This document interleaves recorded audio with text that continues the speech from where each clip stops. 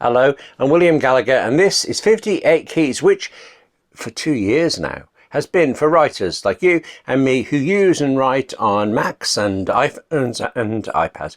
Do subscribe, because I feel like you and I, we're just getting started here, really.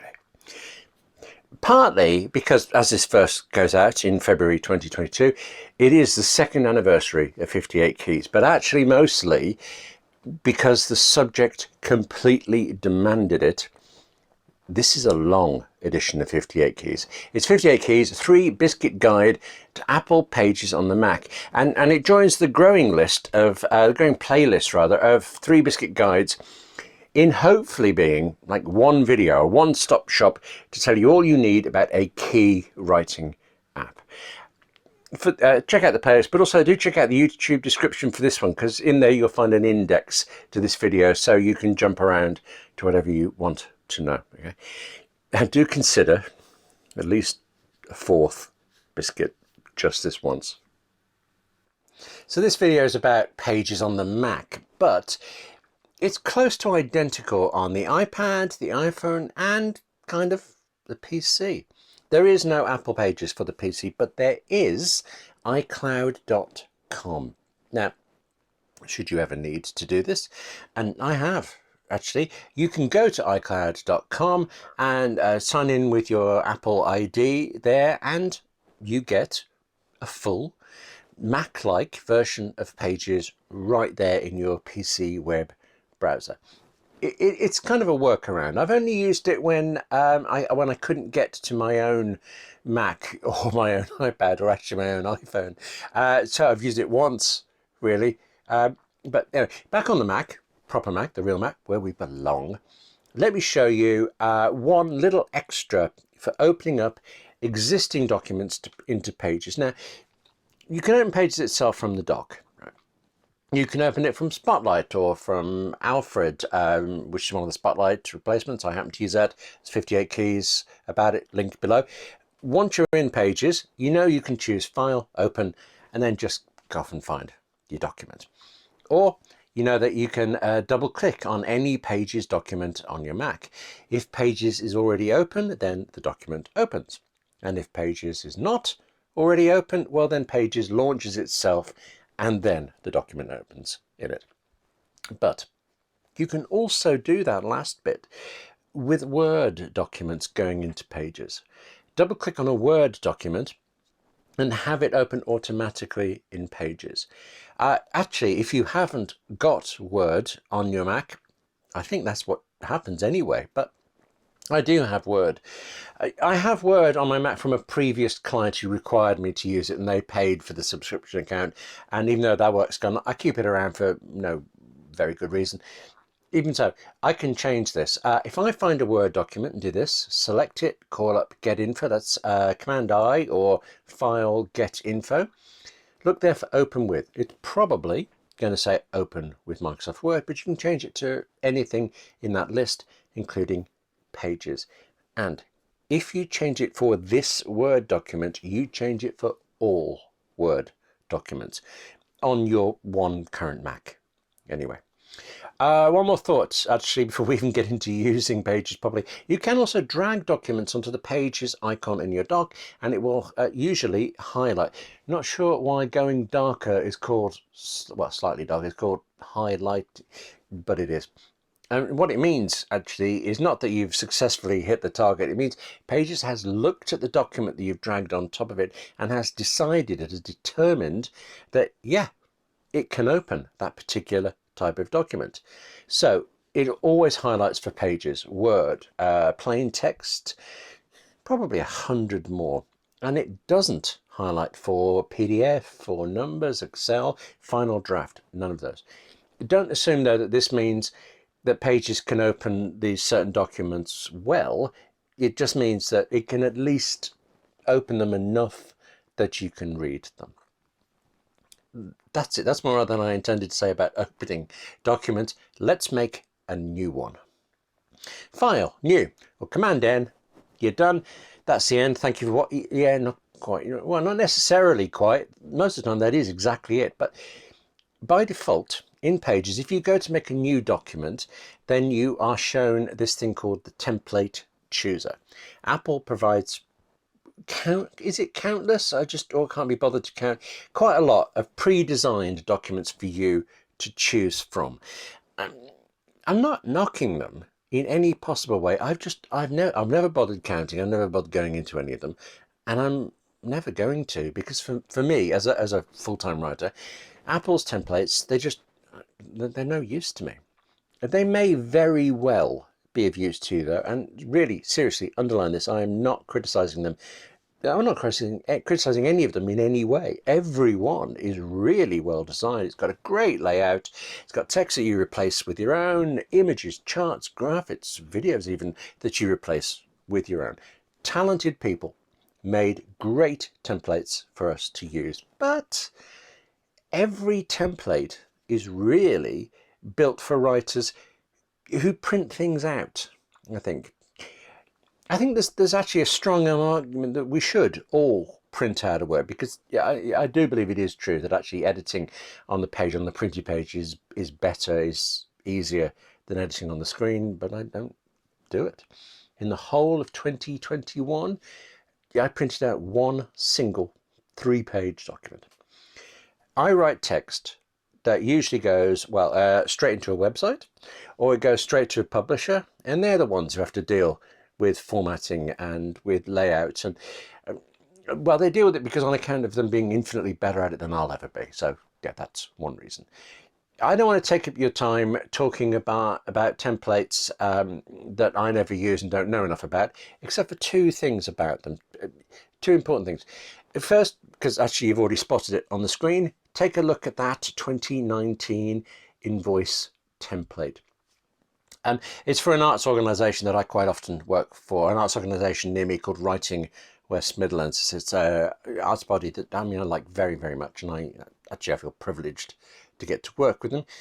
But even that, if I hated them, if I hated the sight of everyone there, I'd still do this. I would invoice them in exactly the way that they tell me they want me to invoice them. They sent me a sample invoice. I copied it out to Pages using tables, layouts that you'll see later, and did it. And here's the thing now. Take a look at this blank or unfilled in invoice.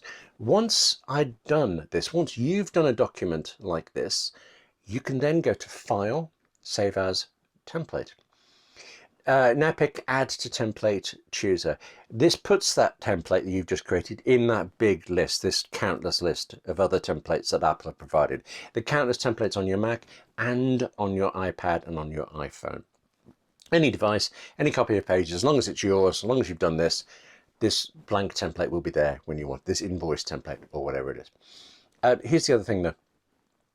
Most of the time actually, I don't want to see that invoice or any other template. I've started a Pages because I've got an idea and I want to get on with writing it down. The default is that you do that by File, New, or Command N, which I tend to use a lot, and then you pick the blank template. But do this instead. Go to Preferences, General, and look at the For New Documents section up there at the top. Change it from Show Template Chooser to Use Template, and then mine says blank because I've been through this before, but there's that button. You can change template. You pick a template once and it's set forever to be there. You're prompted through how to do all these things and how to pick. Well, fun. Forever afterwards, you can change this later, but forever afterwards, until you change it, you get this one template that you've chosen. That's it. Change template, pick one you want, done. And when all that is over, happens is this. Let's start a new document in Pages, and wallop. There you go. New blank document, exactly the way I like it, exactly the thing I use all the time. No messing around, no waiting, no even seeing that template chooser, except I can see this in your eyes. Actually, you're wondering, how does he use that invoice thing? What happens when you do want to go to somebody? Do you have to schlep back through all this preferences stuff to get the one time a year you need a template or something? No.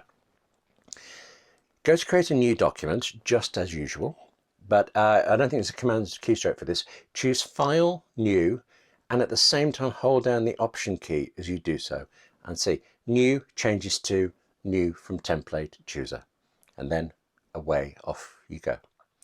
As I say, I don't believe there's a keyboard shortcut to do that. I quite like it, but again, I wouldn't, use it very often. How often do I invoice somebody? Well, not enough, actually.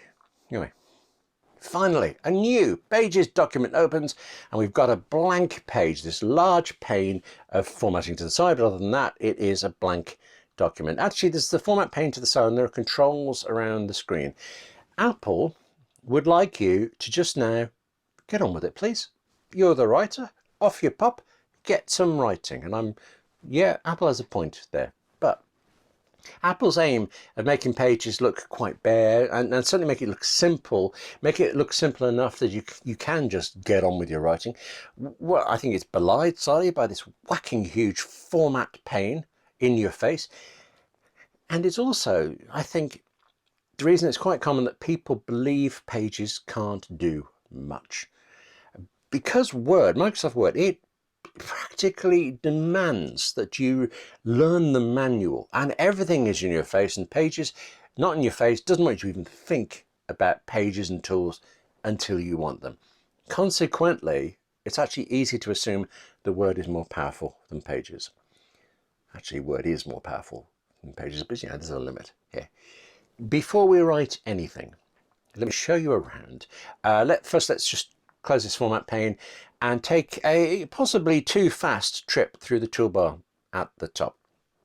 Very top left, there's the View button. There's a lot in View, and you'll see bits of it as we go through, but for now, just use this one button towards the bottom, Show Word Count.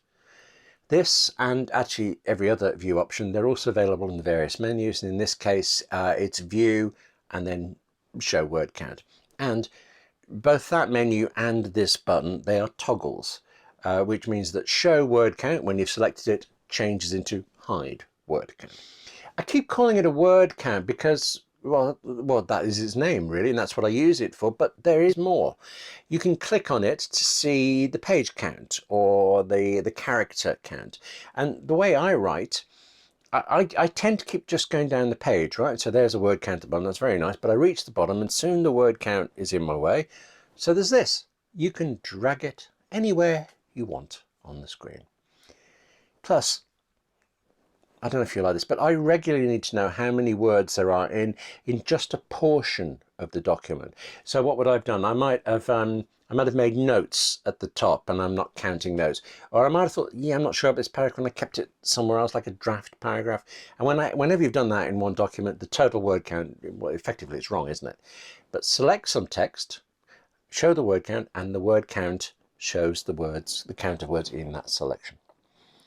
Next to View, there's I think actually quite similar sounding Zoom. I'm not saying I use this more as I get older, but I use this more as I get older.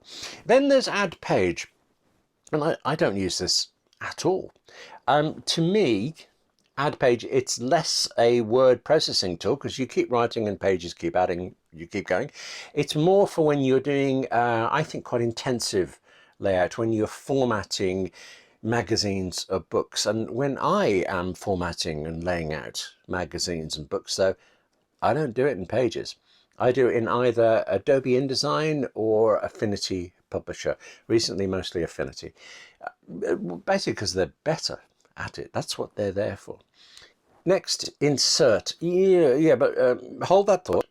We will do Insert. We'll take Insert in stages, actually.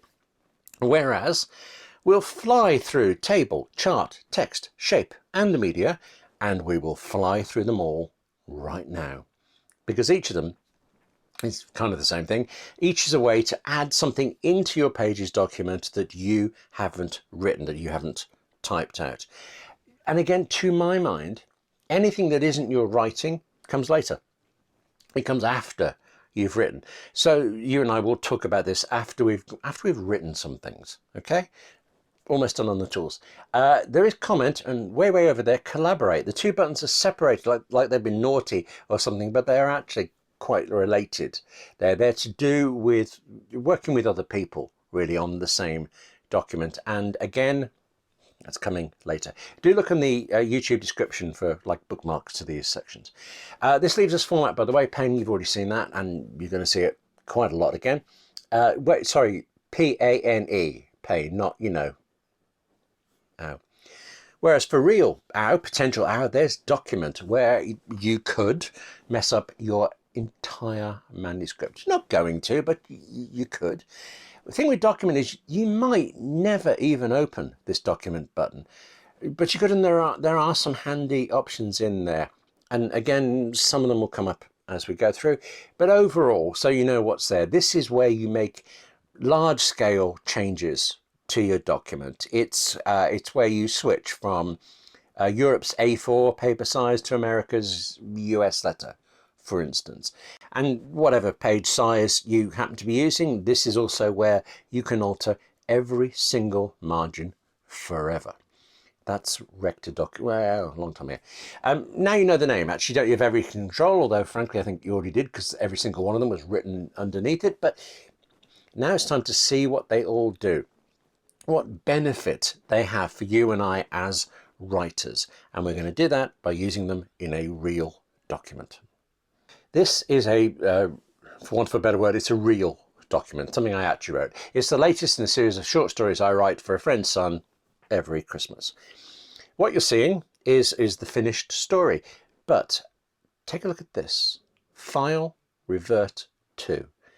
If I have just made a gigantic mistake, or you must please tell me you've done this too. You've taken the story down a totally rubbish direction. You abandon that. You want to go back to what you had before.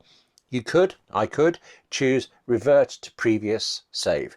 One click and back to whatever I had at the moment that I last saved this document. And very nicely, before you make that click, Pages shows me the time of that last save. Really clever. But that's just actually, as clever as that is, as useful as it is, there is more that's more useful, that is more clever, and that quite a bit of it, first part at least, is down to you.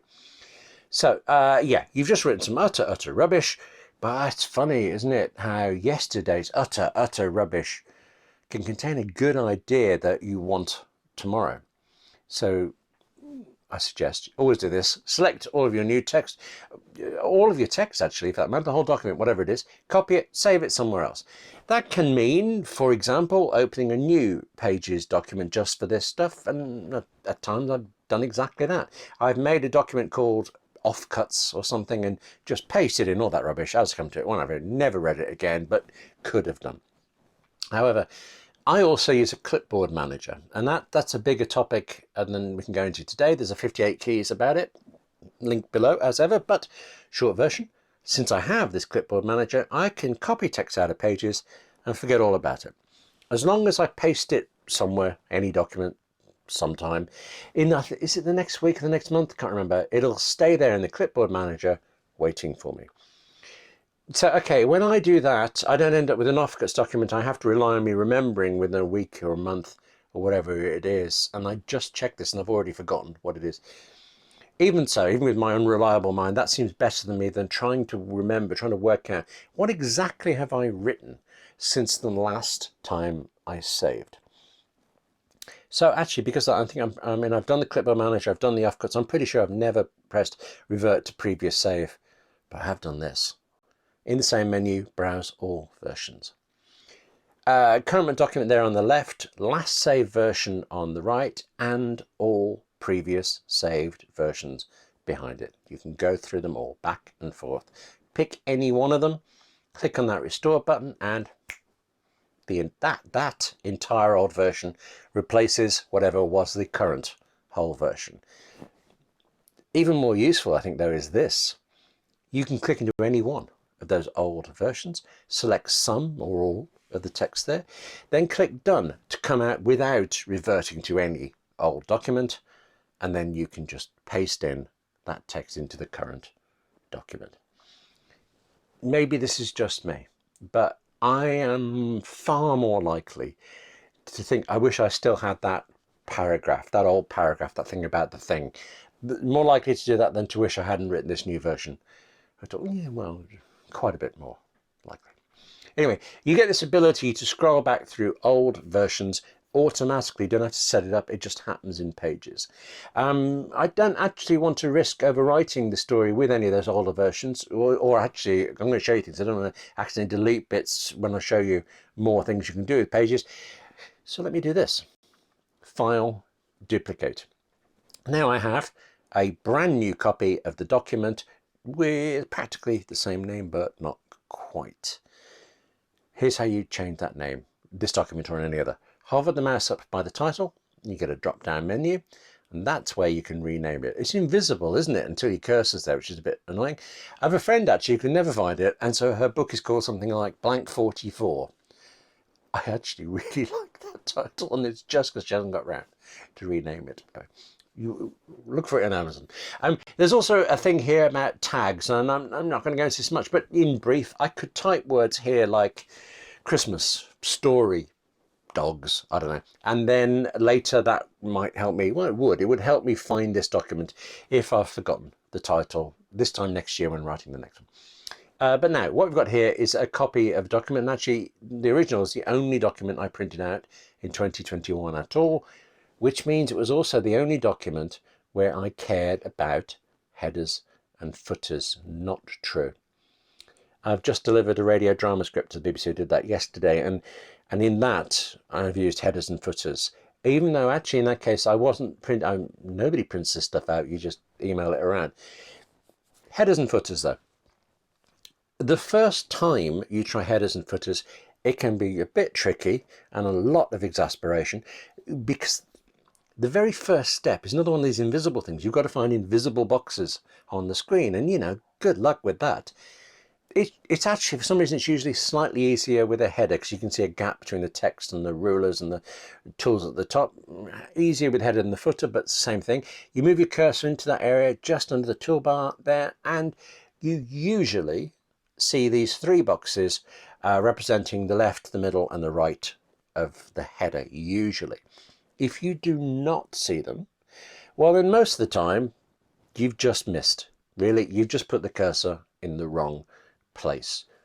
Not at all frustrating there. Occasionally, though, you're getting it right, but still no invisible header boxes appear. And as far as I can see from when that happens to me, it's down to the page layout of the document that I'm opening. I dragged in a Word document the other day, and while Pages opened it fine, I could do with it, I could not get those boxes to appear. And I think Pages has successfully and correctly opened the Word document and matched whatever weird, peculiar page layout that original document had. So in this case, there was no room for a header in that particular one document, so it couldn't display them. If that happens to you, well, actually, if you have any kind of weird peculiarities in any Pages document, or any word processor really, select all, copy, open a new blank document, and either paste or paste and match style. One or either of them will get you your text and get rid of weird characters, strange margins, and layout changes you can't even see that prevent you using headers and footers. The giant majority of the time, though, it's a header, it's there, you can use it. You can write anything you like in any of those three boxes, and they will then appear at the top of every single page in your Pages document. And there's this. Click in any one of the three, and whichever one you click in first, Pages offers to insert a page number for you. Gives you a choice of formats. You can pick one of three, or how many pages there are, and it knows how many pages there are, and that's done. You don't then get insert page number button back again unless you delete what's there and you try again clicking in one of the boxes. That doesn't, though, mean that you can't have the page number in more than one box in the header. I don't actually know why you'd want to, but you can. With your cursor in any one of the header boxes, choose the Insert menu, And from there, you've got page number, you've got page count, you've got date and time. And significantly, these are all things that Pages will calculate for you when you open the document or when you print the document. If you choose page 1 of 3 and then write a 4th page, it will automatically change to page 1 of 4 and so on. But you aren't limited to this kind of thing, these preset things in the header and footer. You can put anything in there. If it's something you can type or something you can paste, where you can just click and type or just click and paste it. I mean, let's go to extremes with this. Yes, you can actually put an image inside your header and therefore have that on every page. Not one earthly clue why you'd want to do that, but you know, no judgment here, you can. Okay. And all of this, by the way, applies equally to the footer. 3 boxes, all alike in dignity, in the foot of the page, where actually, as I say, it is often harder to find the right invisible spots to click. If necessary, by the way, you can just forget all this invisible lark and instead choose the view menu and then show layout. This puts the 3 footer boxes and the 3 header boxes plus other bits to do with the page on the screen all the time. No messing. Looks horrible. I don't do it, but you can. Speaking of invisibles, by the way, and because you might have noticed that show invisibles menu option in the list there, let me show you that. Like Microsoft Word, Pages has these things that are actually called invisibles. Choose show invisibles and you see things like a dot between every word, you know, where we have this thing writers call a space. And also, surprisingly useful, ends of paragraphs are marked with this character. This character is called a pilcrow. Tabs there are arrows. Okay. Unlike a lot of things in Pages, this one sticks, by the way. If you turn on Show Invisibles, then Pages will always show them in every document until you say, enough already. I would be shrugging now about invisibles and things, except there is a case where it is actually useful to know how to show these invisible things. I just want to build some tension here by holding back on that information and instead diving just a little bit deeper into headers and footers and sections. You're a writer. You're a writer, so you're a bit awkward. I know you are. You don't want your header on the title page, for example. And you don't want to start counting page 1 from the front page of the title page, whatever it is. You don't want to do that either. No.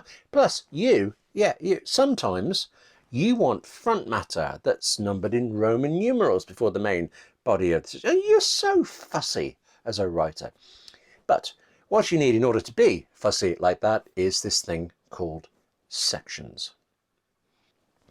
Your reader will never think about sections, and you only have to think about it a little bit, okay?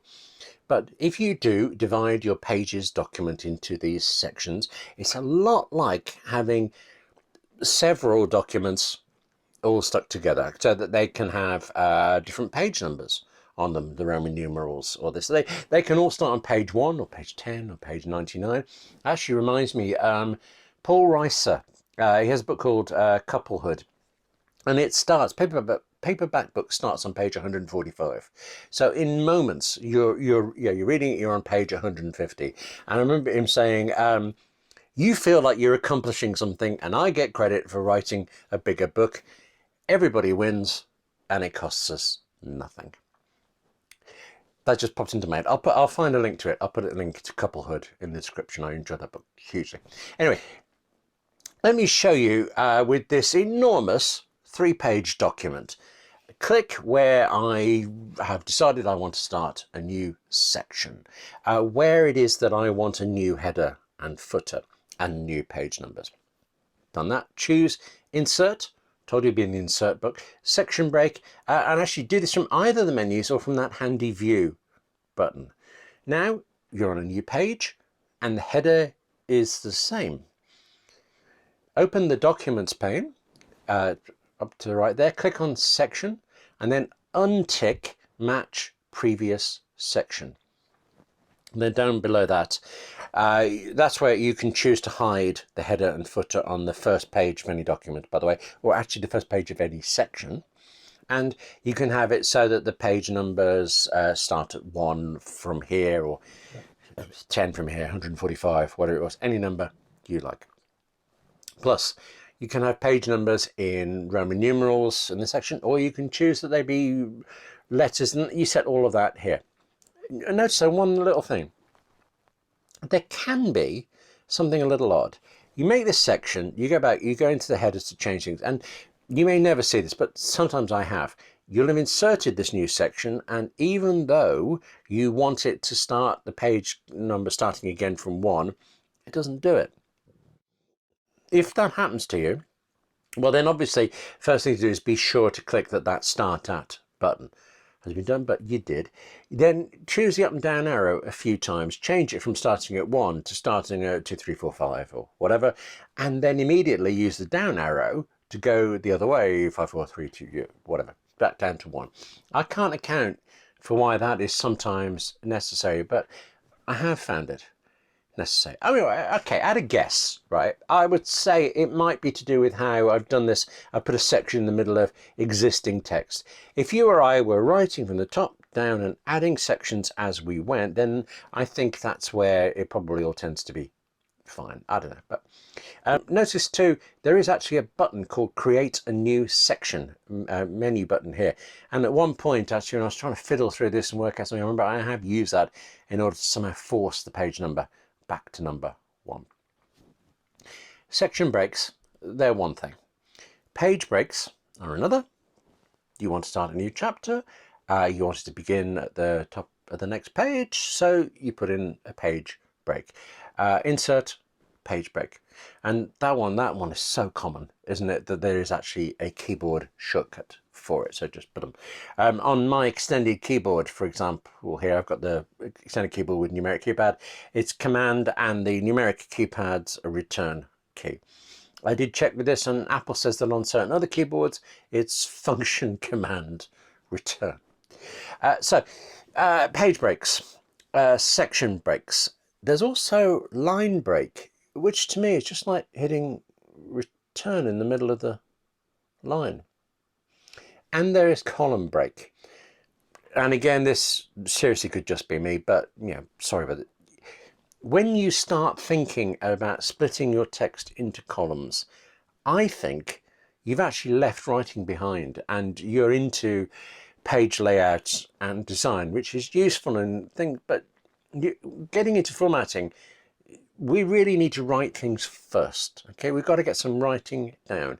Actually, not least so that I can show you a few extra things that come up when you're deep into a piece, when you've got a lot of text writing done. So that's going to be about jumping around the document, navigating around the document, finding things you can't remember where they are in the document, and also setting it up so that you can make certain enormous changes in a flash. So you have this enormous 3-page document and it's all about dogs, but I've decided, no, I'm going to branch out into assorted other pets. Okay, I want to find each time I say the word dog and change it. I mean, this is not going to make you gasp, is it really? I press Command F or I choose Edit, Find. Notice, by the way, unlike in Word, there isn't a keystroke or there isn't a menu for replace.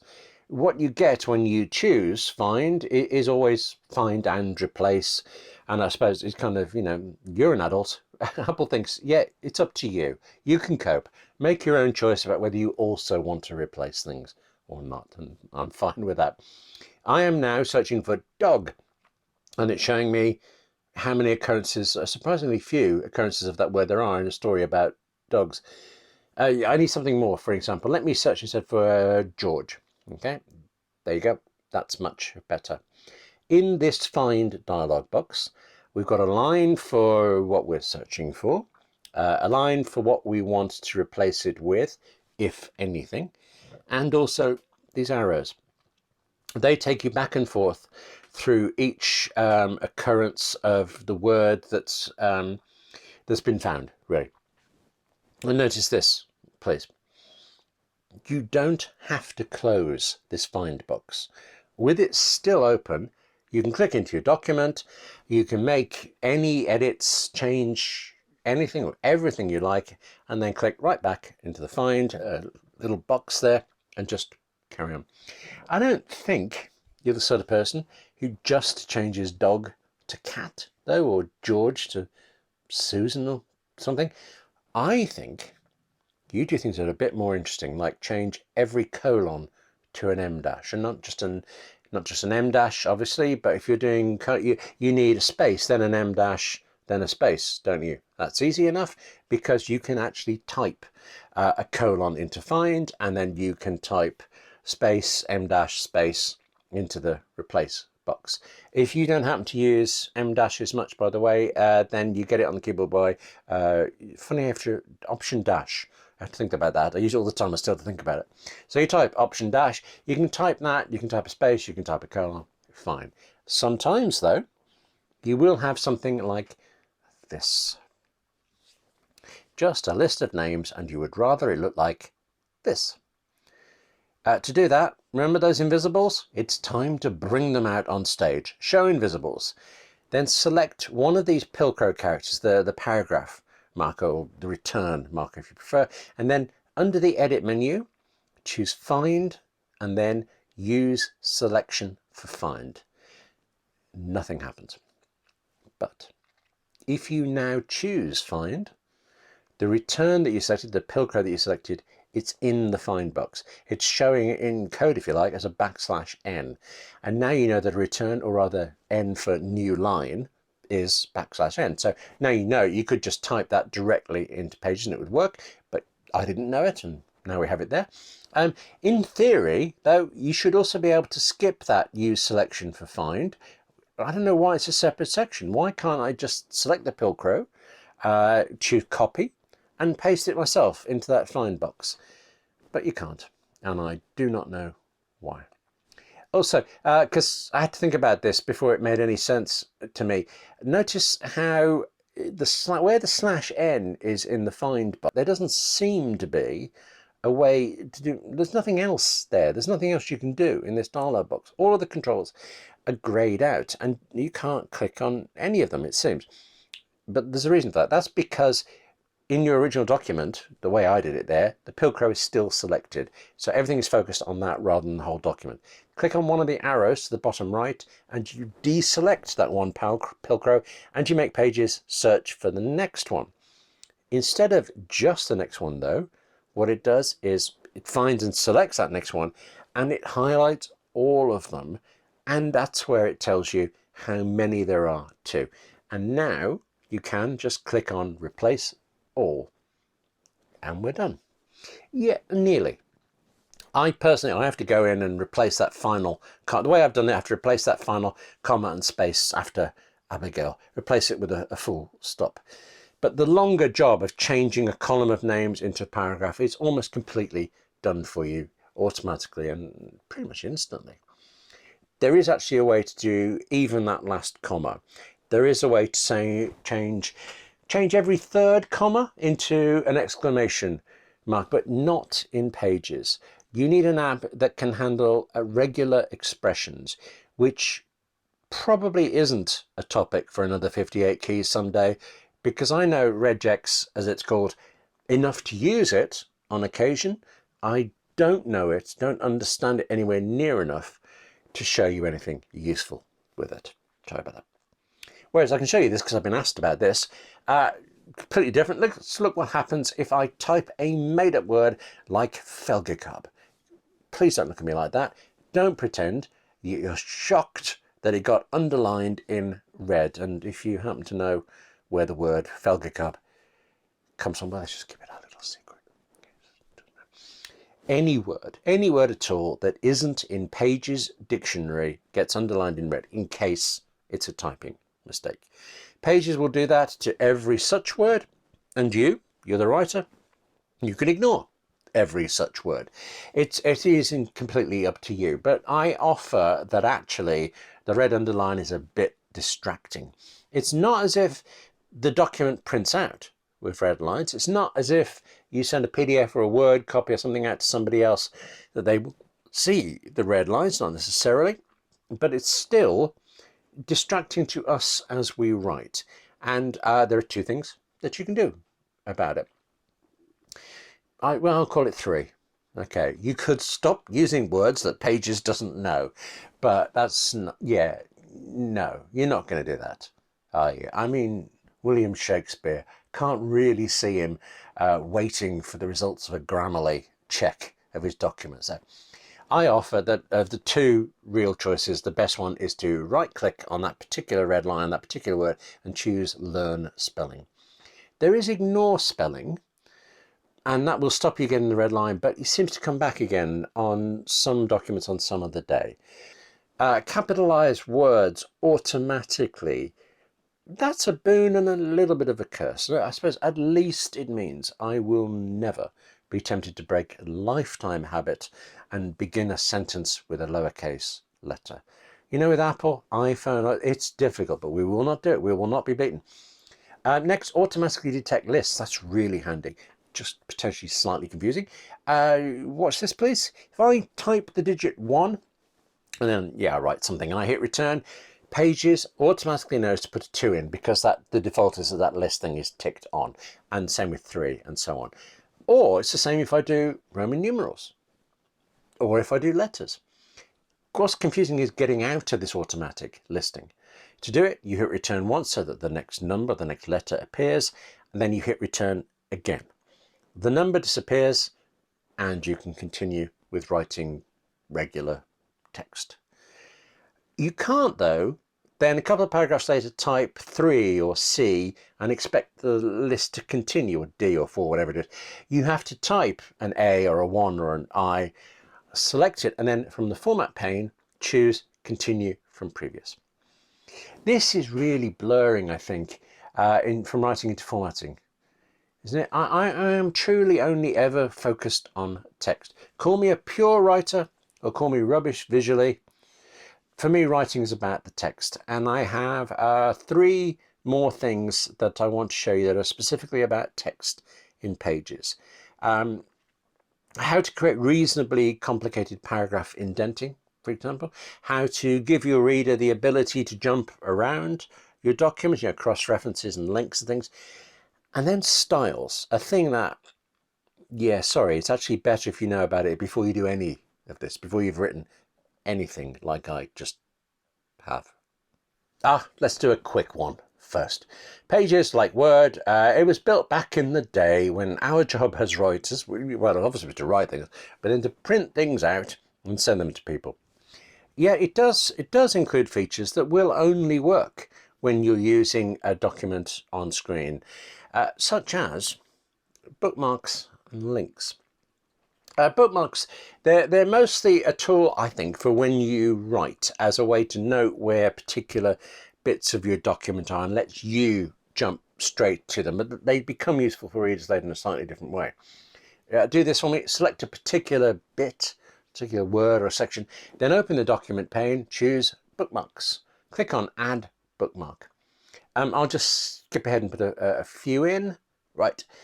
Now, any time that you're writing and you want to check what you said about the Dover ferry terminal or something, you can open the document pane, click on Bookmarks, and then click once on the right bookmark from the list. There's nothing to stop you actually just leaving this bookmarks list open all the time. I don't see why you couldn't, but yeah, up to you. There's also, though, nothing to stop you renaming your Dover ferry terminal bookmark to something a bit more useful, a bit more memorable for you. First mention of Dover terminal, for instance, that could be useful for it. First introduction of a character. Rather than keeping the bookmarks pane open, though, you can also create links. You'll make a bookmark exactly the same way you just did, but instead of then going to it manually, if you like, you add a link to it. So for some reason, I've decided I want to know when I first see the word motorbike on that particular page. I want to be able to click on that word motorbike and then jump somewhere else to Dover or wherever. Select motorbike, right click, choose add link, then choose bookmark, pick the bookmark from the drop down list, and you're done. I find this a little confusing. You are done there. There's no OK button, there's no done button, there's no close button. What you need to do is click away from this dialog box to get rid of it. So find stays, this dialog box goes away. Next time you want to click on motorbike, and there you go, you're off. You're thinking, by the way, this is how you can do footnotes and endnotes, how you can give your reader the ability to jump around, and yes, it's also how you can do cross-referencing. Even though you're not likely to just send a reader your Pages document where you know this will work, you can still have it work. You can still give them this feature if you send them a PDF file. So under the File menu, Export to PDF, and the document that created includes these links. The links go with it. There's no way actually in that PDF to see your bookmarks on the list, not the ones that you made here in Pages, but the links, the jumping from motorbike to Dover, the cross-references like that, they work. And next, here's a paragraph in the middle of my book, 3-page book, and I want to indent it left and right. Maybe it's a quotation. I don't know. I'm just power mad, frankly. Let me draw, yeah, like that. Okay. Anything I like that. I said that it's in the Documents pane that you can muck about really with the margins for your entire document. But you can also do this. You can do it right here for one paragraph or two paragraphs or all of them, really, a selection of them. Press Command R and you get, or choose actually the View menu and select Show Ruler, and you get this across the top. The ruler, by the way, it's in centimeters or inches depending on where you happen to live. And you also, whatever the ruler is, you get these three brown orangey icons in it. If you can't see them though, it's because your cursor is not in the document. You click to the side of the page, something like that. Click into a tool section. Click in any text in the document and bump, there you go. There are the three, and it is 3, not 2. There are 2 downward facing arrows towards the left and right, and they are the left and right margin markers. When you start though, there's also a separate icon that sits on top of the left margin marker. So close. It's separate, but it's so close it looks the same, and it doesn't have to be connected. You can click and drag on the left margin marker triangle. So to indent one paragraph, you drag these two together, and this affects, sorry, let me just say this affects only the paragraph you are currently in or have currently selected. Notice though how nothing above or below moves. Yet with a good eye and a steady hand, you can click on the top of that left icon and move that bar by itself. This by itself is the first line indent marker, and dragging it separately from the left margin is one way that you can, for instance, say that a paragraph should start with a small indent.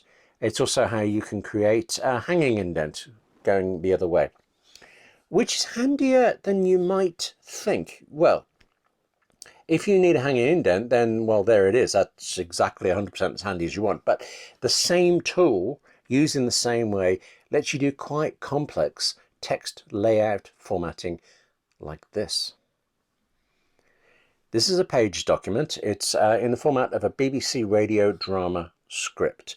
There are actually a couple of these for radio, and there's another one for film, TV, stage, slight variations. But I just delivered a BBC radio drama script in this format, so this is what I have actually been writing in. And more importantly than what I happen to have been writing in, it is a comparatively complicated format. It's not just text there. It's complicated in text. I don't have any images or charts. I have just written text, but it's written out in these different types, these different layouts of paragraphs, and with different margins actually, by necessity. This is what I needed to do. Let me stress, by the way, if you want to write scripts, and there are better tools than Pages, Scrivener, Final Draft, Highland 2, there are many more. They are particularly good for film and TV layouts, but you have already got Pages, and it can do this. It can do this radio format. And okay, I said radio format there. Statistically, you're unlikely to be writing a BBC radio script today, but any script you do need in any format is going to need the various elements that you can see on this one, plus any document you write at all. I mean, script or not, can use the same Pages features. And I know as you see how it's done, you'll see how you can put it to use for what you're doing in your manuscript. Sticking with this script example, though, there are what, four elements to it, something like that. There's a scene heading, some brief scene description that actually lines up with the scene heading in this format, and then of course there's always dialogue, my important bit, my favorite bit, and which character is saying that dialogue. Neither of which, character name or dialogue, which line up with the scene or description. Tell you what. Close that. Now you and I are going to recreate that script from scratch. Recreate that script layout from scratch. It's going to look a bit fiddly at first, actually, because it is. But if I show you now how to do it manually, I can then show you how to take that manual work and apply it later, how to speed it up for doing it more. First, though, I need to type some words. This is the same text as you saw in that script example, or at least the start of it, but it doesn't look the same, does it?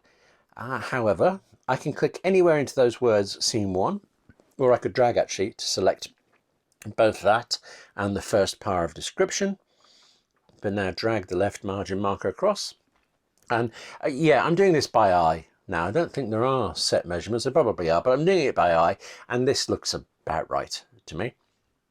Making sure that everything is selected that I want. Command B makes it bold. You can do bold, italic, underline, you can change the font, you can change the color if you like, and you can do, and all of those options, they're right here in this format menu. There's even the option for a drop, way down the bottom, option for a drop cap. You know, for those times when you're channeling your inner 17th century monastery monkness.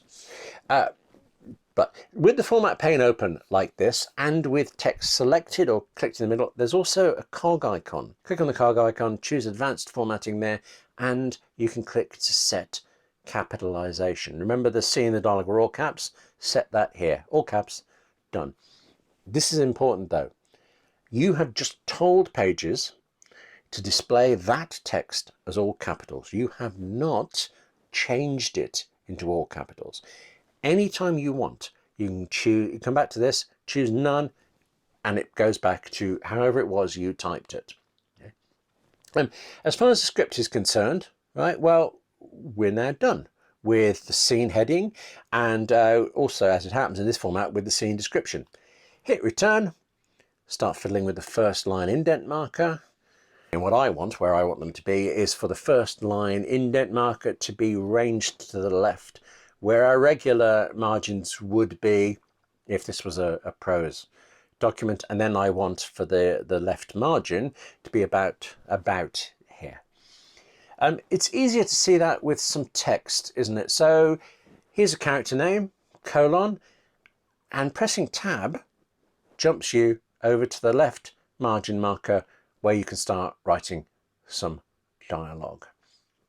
Normally, pressing tab takes you a specific but quite short amount across the page, but not now. When you've moved margins like this, move the indent and then set the margin, the first tab jumps to the left margin.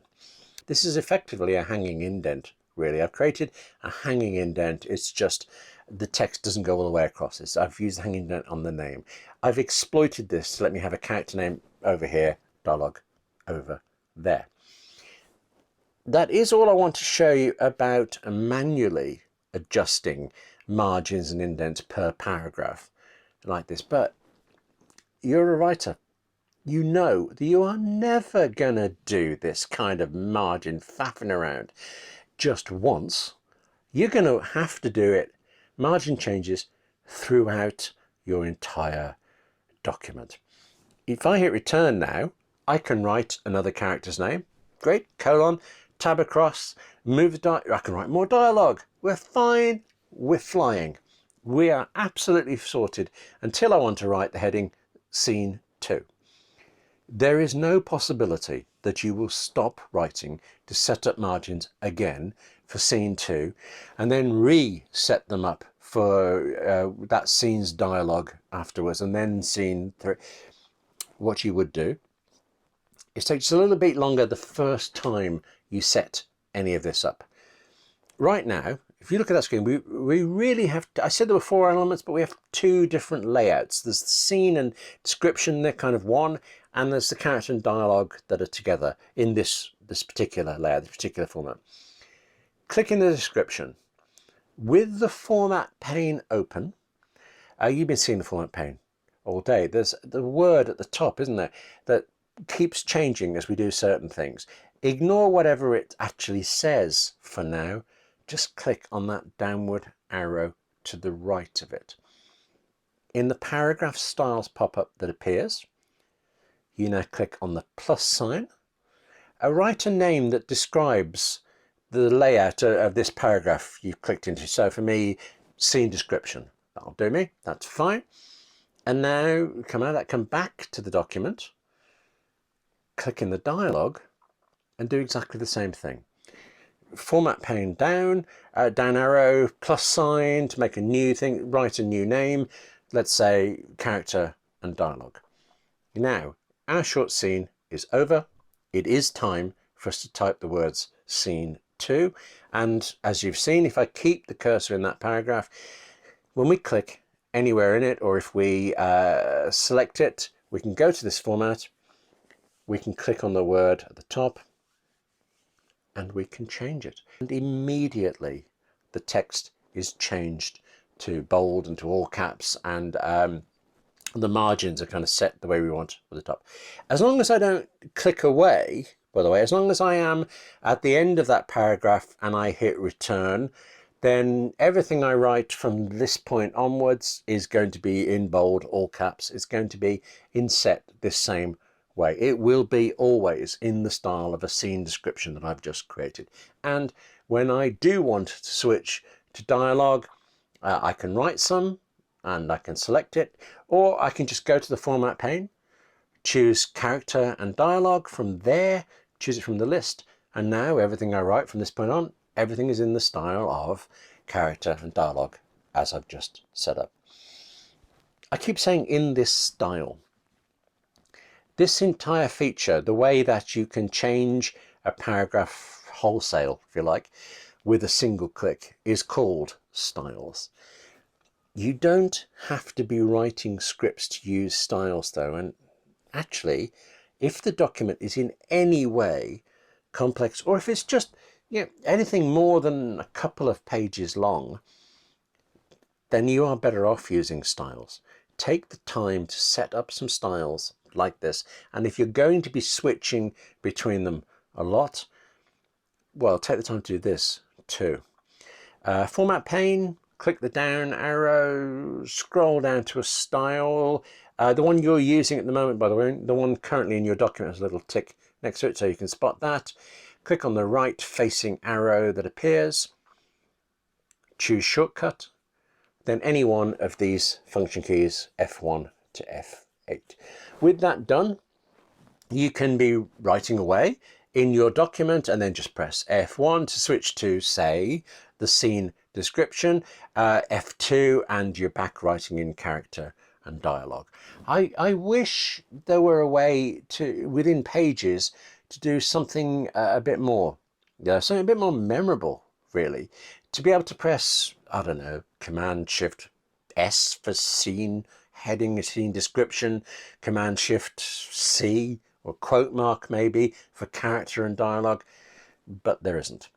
There also isn't a way to have more than 8 function key shortcuts like this. My extended keyboard here has many, many more. It has 19 function keys. Doesn't matter. Pages only allows you 8. One important thing, the function keys and the styles, they are document specific.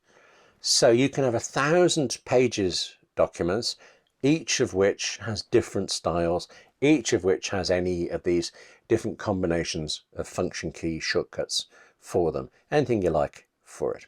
So I suggest actually that for your sanity, once you've set up a document with the styles that you like, whether that's for a script or just you like different heading styles and things, save that as a template. File, save as template, add to template, choose it. Yeah, listen, function keys, styles. I know you and I are different writers, but just you being writers at all, actually, there have to be some things that we have in common. And one of them is surely that we would just rather write. You know, none of this, write a paragraph, press a function key, write the next paragraph, press another function key, or choose me. Anything that interrupts us unnecessarily is a pain to be avoided. But this is necessary. This function key and style thing can be necessary. You could just write everything and then later go back through and say this paragraph has to be indented, or this section is a chapter title and I want it to look like a chapter title. The truth is, yeah, you're not going to do that. And the truth is, if you even try, you're going to get ferociously bored slogging through the whole script or the whole manuscript, the whole document. And while I don't know why this is true, I know that it is. When I am sent, particularly a script actually, but any document, particularly a script, and someone has done this, they've done it later, added this stuff through, they've seen the formatting as a chore to do at the end instead of part of writing as they go. The script is, well, let me go with the word poor. Yeah, I want to say worse things. I want to say worse things because script format, for this one example, well, it's the way it is, particularly film scripts, for 100 reasons, and it's evolved into that way over, what, a century of writers writing scripts. Formatting, it's like it's not hard, and it's like punctuation, it's like spelling. You know, it's as much part of the writing as the words are. And if it's an unbearable pain to get the formatting right, get used to it. And you will get your reward, if not exactly in heaven, then in Pages. Because there is one more extra benefit that using styles like this gives you, that it gives you without you having to do anything more. And gives it to you in regular documents, not just scripts of weirdly formatting things. Let me show you. Lose the script. Here's a straight prose document. Click in this line and let's do the same styles thing, but instead of picking scene description, which we've created and isn't there in this document, choose one of the very, very many that Apple itself has made and that has included as standard in Pages, included as standard in every Pages document. Choose heading. Okay. The line I clicked in before I chose heading changes to that style. If I don't like that, I can use a different style. Or I can alter this one and then update the style to remember to always do it that way when I choose heading or title or whatever it is. And I can do that at any time. If you have 100,000 word book with 1,000 headings in it and you twiddle with the heading style for one of them, you instantly change every single one of those 1,000 headings. So maybe your publisher, right? Your publisher contractually requires you to deliver text in 12-point times, double spaced, but then on Tuesday, that company is bought and the new owner wants it to be 11-point Helvetica, 1.5 times spacing. Click. Plus, when you use a style, this is really significant, you're not just using like a shortcut that sets the margin, the fonts and all that. You are also telling Pages that you are using this style. You're telling Pages that this text right here is a heading in your document. So when you have a few of these, you can do this. Click on that View button at the top, choose Table of Contents. As long as you have used styles, TSC, it's already filled out for you with text.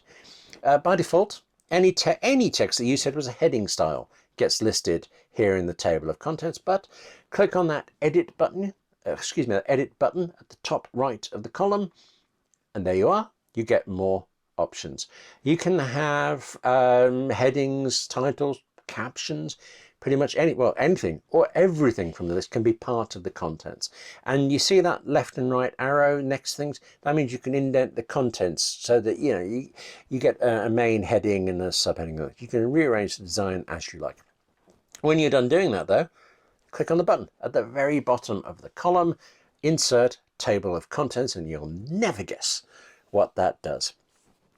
Actually, you might not, because what it actually does is insert that table of contents into your document wherever you already were.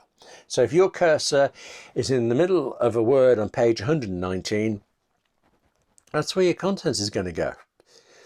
So before you fiddle with any contents like this, before you press that button, pop your cursor up to the very top of your document or wherever you particularly want the contents page to be. Click. And know this, by the way, I love this. This is special. If you later on add anything to your document, either writing a new section with a new heading or deciding to mark some text and call that a heading now, it will automatically now appear in the table of contents. You don't have to go back through options. You don't have to recreate it. It just happens. Next then, I want to quickly show you some things. I feel like we're taking a lot of time doing some detailed stuff, but there are quick things that pages can do that I never even touch. But of course you might, and I think they're fun. Plus, there are some hidden considerations that you don't know until you stumble across them. You saw my invoice template right at the start, and that was done this way. Table. I drag around the edges, I resize, reshape, but that's basically it. Insert table and you're done. But there is more you can do, like this. You can do spreadsheet maths right here in Pages. And equally, you can do charts based on those numbers that you've done in a spreadsheet format in Pages. Insert chart, and a bit different, you can drag an image in, drop it right in the middle of your text or your table or your header, and then shuffle it around. Layer images on top of each other. Move the image to the back behind the text. Add a shadow, add a reflection. Under the format menu, with the image selected, you can click on image and make some photographic changes, adjustments for want of a better word, like altering the exposure a little bit. And then there's things like Instant Alpha that lets you select one color in the image and knock that out. You turn that transparent. That's really good for removing certain parts of an image, but as you can see, it's a bit of a blunt tool. But there's also this, there's that stay on page versus move with text. I know there must be a time when you want your image to stay on page 7 no matter what happens, but I truly can't figure it out. It would never work for me. If you instead select move with text and then you add 5 paragraphs to page 3, and obviously the text, it moves down, the image moves with it. So assuming that your image relates to something in your writing at that point, moves with text, keeps it next to that text. Click to select the image, and you can now drag on one of these grab handles, as they call it, grab handles at the edges, and you can resize the image as you need. But that's one of these slightly hidden considerations. It only looks like you're making the image smaller. What you're really doing is you are, like with the title case thing, the uppercase, lowercase thing, you're telling Pages to show it in a certain way, in this case in a smaller size. I know that sounds like the same thing, but it isn't. No matter how small you choose to show that image, you have still dragged in a large image file. So big or small on the screen, it's exactly the same size in bits and bytes that you dragged in. So that means your document, it can suddenly be much larger than you expect.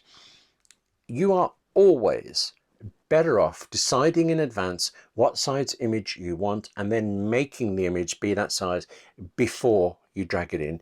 So use a graphics or an image editor app to do this, to size up your images before you come near pages.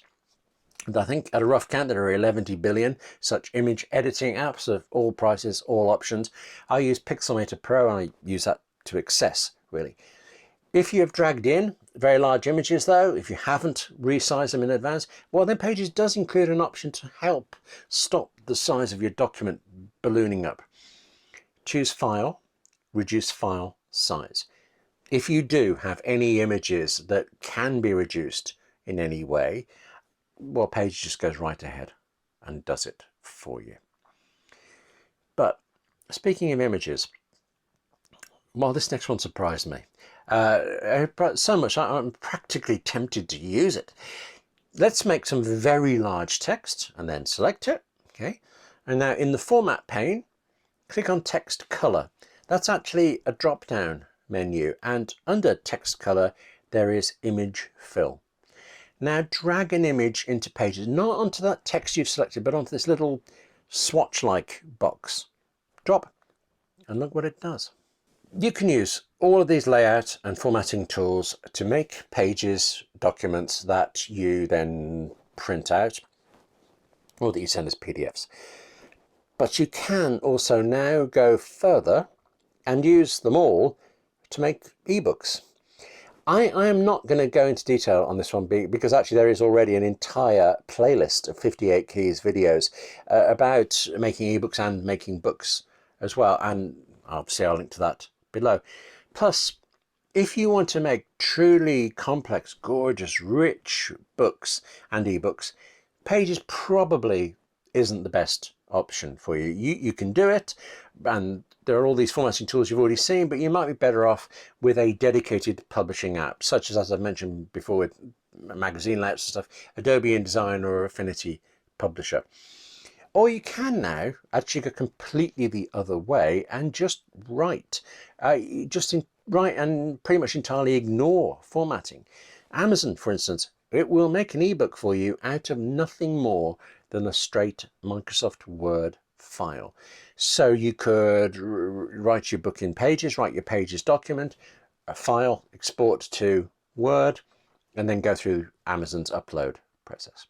However, Pages does have a lot of book features that have been added since Apple abandoned really its old iBooks author publishing app in 2020.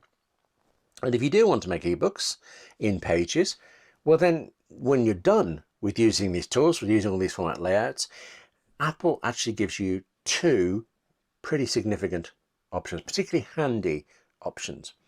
Right from within Pages, you can choose File, Export to, and select EPUB.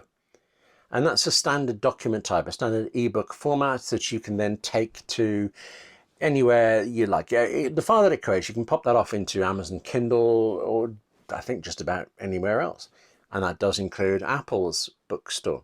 But if it is Apple's bookstore that you want to go to, well then there's also this. Separate from File, File, Publish to Apple Books, a separate section in the File menu. Most of the time, I offer as writers, we're working by ourselves, we're writing something and then we're sending it out to readers or publishers or editors. Most of the time, hour for hour, we're working alone. But whatever we're writing, at some point, other people do get involved. And at the very least, we want that. We want readers at the end, don't we? And getting to them always means publishers, even if that's actually ourselves, and it should mean editors. You can just print out your document and hand that manuscript over to someone, an editor, a reader, someone like we used to do in the olden days. Print it out, hand it over. Choose the file menu, choose print, hope that your printer is working today, and off you go. More usefully, I think, is File, Export to, and then PDF. If I want to send someone a document just to read, for example, well then I send it to them in PDF because I know they can open it and everything and it will look the way I want it. If I'm working with them, or I need them to make any comments or any changes, then I send it to them in a Word format. Whichever you do though, this is on you. It is always on you as the writer to send the document in a form that the editor, the publisher, or the reader can read. They will never convert a Pages document into something else. They will never convert anything into anything. And you'd think they would, but anything you can do, you do. And you can easily do this with File Export to. And what you end up with when you've done that is your original Pages document that you keep, plus the PDF copy or the Word copy that you then send off to whoever you need to. And when you've done that, well, maybe that's it. Maybe you're done. Or maybe not. One bad possibility first. This is rare, but it can happen. It has happened to me. Even though Pages will make a Word document, or make a Word copy of your original Pages document, sometimes, just sometimes, Word isn't having any of this. No. Different versions of Word are out there. They're of different ages. They're running on different machines, Word, PC, Mac, and Word is just Word really anyway. So sometimes Word simply does not work. The thing that happened to me was I sent a Pages document out and I sent it in a Word format. Sent to, I think it was 5 people in a particular job we were doing. 4 of them, they had no reason to even notice I'd done this. They just opened the document and got on with it. But one of them was unable to open it at all. If that happens to you and this one other person, try it again. Exactly the same thing. File, export to Word. It doesn't sound possible that exactly the same thing could get the end result. Definition of madness, really, isn't it? But sometimes it works. If it still doesn't, then try this instead. Export to rich text format. And Word, every copy of Word will open that at least enough that they can read it. Speaking of Word though, and I keep bashing it, but it does have useful features, and one of them is track changes. That means that if your editor deletes a paragraph, or if she adds in a line, you as a Word user can immediately see that, because deleted text remains visible but struck through, and additions and changes, they're all done in a new color, a different color for each editor. You, the editor, the publisher, all done different colors. Plus, any of these people can insert a comment anywhere they like, and it goes in that color. Pages has exactly the same track changes feature, and it is exactly as useful. What I think is great though is that, in my experience anyway, Pages can handle Word's track changes. So I write in Pages, I save in Word, my client comes back to me with a Word document that's just replete with changes, and Pages shows those changes, shows those comments to me all perfectly. It is a godsend, actually. I mean, without that, I would have to re-up my Word subscription, when you may have gathered, I don't like Word. Here's how you turn on track changes in Pages. Choose the edit menu and choose track changes. There you go. You get a new toolbar across the screen, and until you choose edit, turn off tracking, everything you write or delete or change, whatever, gets marked with things like this strikeout, or with a different color, things like that. So you tend to do this at the end of the document. Turn on track changes at the end. If you get your Word document back from the editor and there are track changes like this, well, then turning on this feature in Pages will show you them all. And then in my case, I work through each change, accepting, rejecting, adjusting until I'm done. I should say, as much as I think this is great, it doesn't happen to me a lot. Maybe 20 times in 2021, certainly no more than that. And if it did happen more often, if I liked it more often, I could also do this. I could make track changes just be a button in my toolbar. Right click on any empty part of the toolbar, choose Customize Toolbar, find what you want from this mess of options. There's track changes, and drag it to where you'd like it to be on the bar. Click done, and that's it. Pages will now always show a track changes button exactly there in any document you ever do. It will do that for every document from now on. Any document you ever open, ever write, it'll be there until you get sick of it and you open up a Customize Toolbar and then drag off that button that you don't want. It seems to me that's all a kind of a chain isn't it? A sequence of things. I write in Pages, then I send my Word document to my editor or publisher. Editor or publisher sends back a Word document. I open it in Pages. Instead of a chain like that, though, you can have, well, I'll tell you what, let's call it a mess instead. Apple doesn't like the word mess, it calls it collaboration. And I'm flashing back to war films. You can have yourself, me, and up to 98 other people working in the same Pages document at the same time, wherever we are in the world. I'm writing one paragraph, you're 2 sections up above me writing another one, and 98 other people are correcting my spelling somewhere else. This is exactly like Google Docs, which actually I think introduced this idea. It doesn't make it a good idea, but you know, it's there. Unfortunately, I don't like this idea of everybody, but it can be useful. And I quite regularly use this collaboration in Apple Notes, where there is a main writer, but I can, as a guest, I can add in points if I need, and also I can see when he's added a line or two. It appears right in front of me. I can see it, I can talk to him about it. I don't happen to do that in Pages, but the principle is exactly the same, and so are the conditions. There are actually quite a few conditions, big asterisk on this. So much so that actually I need to do this. I'll put a link to Apple's quite long list in the description below. An Apple support page that says exactly what you got to know. But the key ones, the one that leaps out at me when I look at that long list, is that you can't create or delete or change styles if you're collaborating. So set all of those styles up before you start collaborating.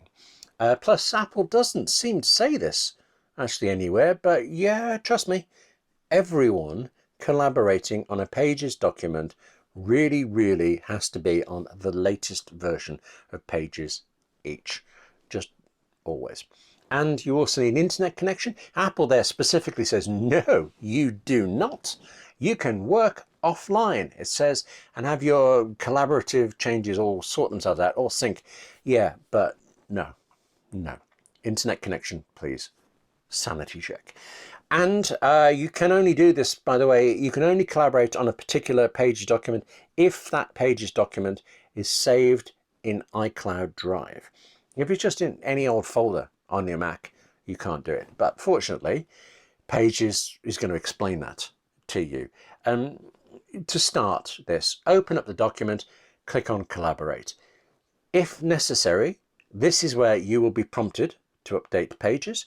And if necessary, this is where you will be told, document isn't in iCloud Drive, and Pages will offer to move it for you.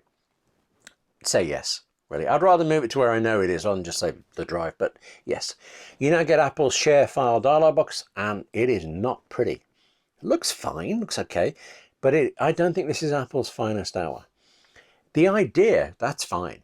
Here you choose who it is that you actually want to collaborate with, and you tell them this, and you can also set limits on what it is that they can and can't do. You can let them just read the document, which seems a bit pointless to me. Why don't you just send it to them? Or that they can write bits, and that they can choose whether or not to allow some strangers in to it, another editor, another publisher. You allow them whether to do that or not. Fine. So you know who you want to work with. You use this dialog box to send them a message saying, hello, let's collaborate, and here's a link to this document. As long as you choose mail, you're fine. Clicking on mail and then share, you get a new email message that you can address to whoever it is you need. Do that, hit send, away off it goes to them, and up to them whether they collaborate or not. But when I do this, I don't want to send an email from within the Pages collaboration dialogue tool to one person. I want to include a link and details about the document in a regular email or on Slack, for example, that I'm sending to quite a few colleagues. So not necessarily just one co-writer, but any number of people in the team. I may not know who else is on the team. So there's copy link option right there. Surely, if you choose copy link, you get a copy of the link to this document, and then you can paste it into a regular email, into Slack, into Twitter if you're mad, anywhere you like. But no, click on copy link, and now you have to enter an email address. You have to. No choice. You can't move on if you don't. And then when you put in an email address, that person is automatically invited to collaborate, just as if you hadn't done this at all, you had chosen to send them an email. Just when the email, you could actually write something to them. Except at the same time, yeah, you have copied the link. You can paste it into a regular email or Slack or Twitter or anything. Look, I tell you what, overall thing with collaboration, just be sure you want to do it, okay? I said I collaborate on an Apple Notes document. That's useful. I also once schlepped through all of this to set up a shared numbers spreadsheet document that a few different colleagues could work with me on. I think that was about 2 years ago. I'm pretty certain I go into that spreadsheet, or one of those spreadsheets anyway, at least twice a week, every week, and no one else does. What I could do, by the way, is think, well, stuff that then, click back on the collaborate button and turn it off for all of them. It's your document. You started this collaboration. You can choose whether to just end it, drop everyone. You can choose it to change their permissions, what they're allowed to. You can add people. You can change what they can do. Anything. Though actually, this has put me in a mood, hasn't it? Let me go to the opposite end about collaboration. When you don't want any collaboration, you don't even want people to read your document. Certainly let alone muck about it. You can set, this is back to you being as an individual, you can set a password on any Pages document. I'd rather somewhat suspect that you've come across passwords in your life before. So yeah, you pick one and please don't forget it. That's on you, not on me. Just, put that out there. And having done that, your Pages document is now locked. Only you or anyone who sees where you scribble down the password can get in and read that document. But notice this is nice. Remember this password in my keychain. The keychain, it's an Apple thing where if you have proved that it's you by logging into the Mac, by using Face ID on the iPhone, I think when it knows it's you, then all of your passwords and logins can be used for you automatically. And in this case, what that means is that if you have gone through all of this and you have password protected a Pages document and you open it on your Mac while signed into your Apple ID, that document just opens. You won't be asked for the password. The Mac pops it in for you. I was once asked though, I'm not sure what I did wrong, but it asked me for the password even though I'd done this, except in that same box that did the asking, there was again a remember this password in my keychain tick box. I ticked it, and from then on, the document just always opened without ever asking me for a password. Not that I really use password much, but you can, and it can be useful. I should say though, someone can still come along and delete your document, can't they? They couldn't read it, but they could bin it in the bin and empty the trash. So, keep copies, make backups, okay? I've got to ask, did you watch that all in one go? I said it all in one go. I talked so much, I still had biscuits left to the end. All of the biscuits, possibly few of the marbles, because I've realised in talking to you, I have missed a little thing out. I showed you how to quickly switch between different styles in a document, but if you've just written a heading like chapter 1, then the next thing you type, it almost certainly going to be body copy, the main text of chapter 1, isn't it? So look at this, please. In the format pane, with the heading style selected, click on more. And right there at the bottom, there is following paragraph style. For some styles like this one, Apple has actually already set this up. But for all of them, you can choose what you want to happen next yourself. And the result when you choose body here is that you type a heading, hit return, and you are automatically in, say, the body copy style, and you just carry on. You get straight on with the writing. That's the dream, I think. Make Pages do the tedious work while you and I get on with the actual writing, or maybe I just need better dreams. Listen, this is the longest 58 keys video to date, and as I just realized, I still missed a bit out there.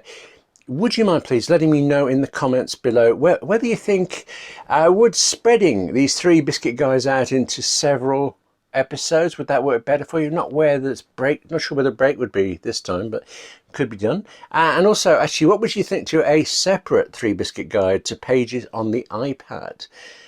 There are differences, but they're not very big, and it would repeat a lot of what you've just seen, but maybe it'd be useful.